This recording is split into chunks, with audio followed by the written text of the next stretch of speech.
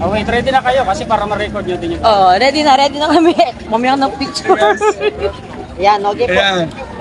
Sir, ang pumapatok po talaga sa social media, yung pag-aalinlangan ng taong bayan, dun po sa amendment ng economic provision, nabanggit po ninyo sa inyong press ko.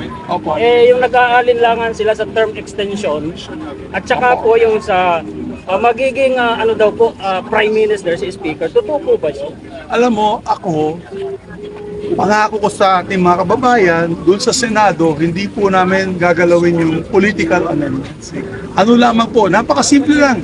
Yung para lang maging legal at constitutional, ang Public Service Act na pinasa namin, maglalagay lang kami ng maliit na amendment doon sa Articles on National Patrimony and Public Services na unless otherwise provided for by law, para yung mga dayuhan na gustong pumasok dito sa bansa, hindi na sila mahihirapan. Wala po kaming didiscuss na political amendments doon sa Senado. Kaya napaka-clear. Yung final po namin resolution, napaka-simple lamang po ng mga amendments. Kaya ako pangako sa taong bayan yan. Pag meron kami tinake up na political amendments, resign na po ako bilang Senate President. That is my commitment to the Filipino people. Kaya hanggang economic lang po yan para lalong lumago ang ekonomiya natin. And that's it. No other agenda, no other amendments. Yung mahirap kasi yung PI. Yung PI, pag tinanggal nila yung kapangyarihan namin sa botohan, makakapon po kami, wala po kami magagawa. Wala po kami maititigil, wala po kami mapipigil na mga political amendments yan. Pero sa ginawa po namin resolution na final at kung yan ang pinag-usapan namin, I rest assure you, wala po tayong political amendments. We like to assure the public. It will be my political head at stake kung kung merong may sisingit naman ganyan dito sa, at least sa amin sa Senado, hindi namin papasingit yan. If there will be a move like that, then I will resign as Senate President. It's as simple as that. We guarantee you, I guarantee you, it is only simple economic amendments to the economic provisions and para gumanda yung bansa at hindi para sa kapakanan ng ilang tao, lalo na sa mga politiko. Sir, meron po kasi nagsabi, may nagsabi po kasi sir na bakit daw kailangang baguhin nga ang konstitusyon. Samantalang pwede naman gumawa na lang daw ng mga batas or may Gumawa mga na kami batas ng batas eh. Meron na kami panukala, itong what you call Public Service Act. Yan ang nagbubukas na sana ng 100% ownership sa telecommunications, sa airport, seaports, yung mga highways, tollways. Ang problema, question po ito sa Supreme Court. Yan okay. siguro din nalalaman ng ating mga kababayan. Question po ito sa Supreme Court at nakabinbin po siya sa Supreme Court. Ibig po sabihin, hindi pa sure ang batas. Kasi baka sabihin ng Supreme Court, yan ay unconstitutional, paano naman yung mga investors aalis ulit dito sa ating bansa? Okay. So pupunta ng Vietnam yun, Thailand, Indonesia, awawa naman ng Pilipinas. So ang gusto natin, gawing constitutional mga provision of Public Services Act. Kaya nag-file po tayo. Pero hanggang doon lamang. That's my commitment, that is the commitment of the Senate. Kasama ko sila kanina, 100% commitment nila. Wala pong usapin political. Yan ang pangako namin sa taong bayan. Kami, halal kami ng buong bansa eh. So, natatakot po kami sa ating mga constituents, yung ating mga kababayan sa buong bansa. So, well, because in the Senate, we're only going to pass economic. So,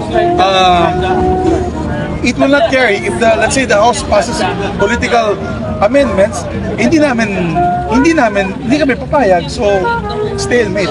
The President said in our meeting last week that very simple, na let the Senate take the lead and adopt the Senate version.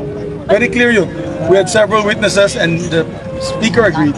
So, we leave it at that. We will pass only very few economic provisions. Pinagbabawal namin yung ownership of land sa mga dayuhan. Ayaw namin yun. So, it only leaves us with the National Patrimony and Public Services. It leaves us with education kasi gusto po namin dekalidad, no? Kalidad na edukasyon papasok dito. Mga Harvard, mga Stanford, ganun, pasok sila dito. And yung pangatlo, yung advertising, yun lamang po. We're limited to 3 of these amendments, and that's it. No, at least kagandahan nito, it's specific. Specific po siya. Alam ng taong bayan. Yung People's Initiative, hindi po natin alam ano pag-usapan nila dyan. Kasi pag nakapun po ang Senado, pwede nila buksan pati yung pagpalit ng gobyerno. Yung sistema ng gobyerno. Hindi maganda yun. Dapat alam ng taong bayan yun. pag kami nakapon at wala po kaming boto, wala po kaming saysay, pwede po nilang pagpalitan yung form of government, pwede po palitan lahat. Lahat na talaga magagalit ng taong bayan. Hindi maganda yun. Kaya, pati sinabi ni Presidente, hindi po siya sangayon dyan, napaka-divisive itong PI na to.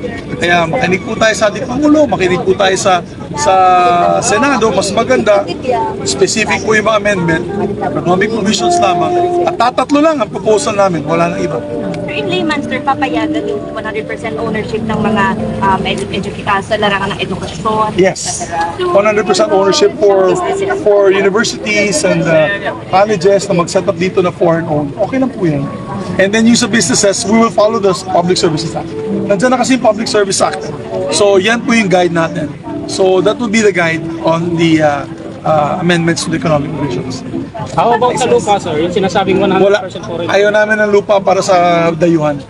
Kasi kung hindi, baka lahat itong building nakita nyo dyan, pagmamayari na ng China yan. Salamat po. Sabi naman, best friend ko mga yan. Thank you! Thank you! Salamat po, sir. Welcome, guys. Salamat po, sir. Salamat po.